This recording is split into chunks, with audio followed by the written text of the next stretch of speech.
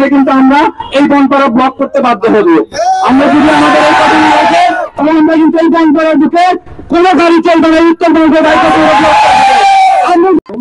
আজকে আমরা খুবই দুঃখ ভরা মন্তব্য নিয়ে আমরা দাঁড়িয়েছি যে একটা বিষয় যে আমাদের ছোট বোন, সকলেরই বোন, যে 7 বছরের ছোট শিশু জুঁই হত্যা।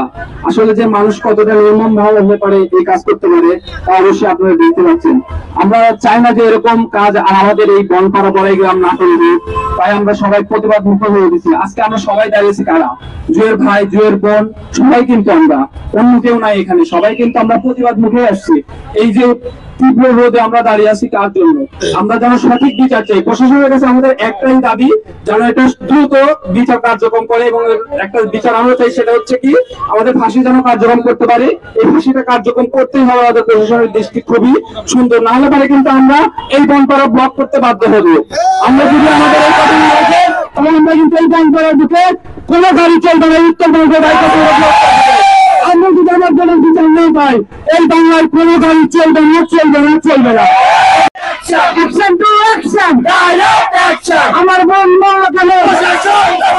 প্রশাসনের জবাব চাই। আমার বোন মরলো কেন? We want justice. We want. ছোট বোন, তোমাদের ছোট বোন জুঁই হত্যার আমরা সঠিক বিচার চাই। প্রশাসনের দৃষ্টি আকর্ষণ করছি, আগামী 15 দিনের মধ্যে যদি দৃষ্টান্তমূলক শাস্তি না হয় আসামিদের, আমরা বনপাড়া ব্লক করে উত্তরবঙ্গের সঙ্গে ঢাকার সকল যোগাযোগ ব্যবস্থা বন্ধ করতে বাধ্য হব। আমরা কি রাজপথে থাকবো?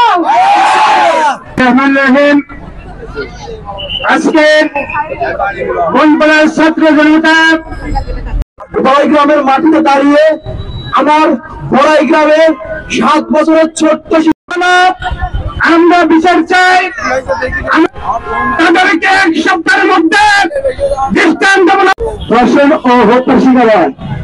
তো প্রথমে প্রশাসনকে ধন্যবাদ দিতে চাই, তারা এখান থেকে 5 জনকে গ্রেফতার করে পাবনা আমাদের সাথে এবং বনপাড়া গাছ কলেজ উপস্থিত হয়েছেন, তাদেরকে ধন্যবাদ জানিয়ে আমি আমার বক্তব্য শেষ করতে চাই। এবার আমাদের মানব আন্দোলন যুগ্ম আহ্বায়ক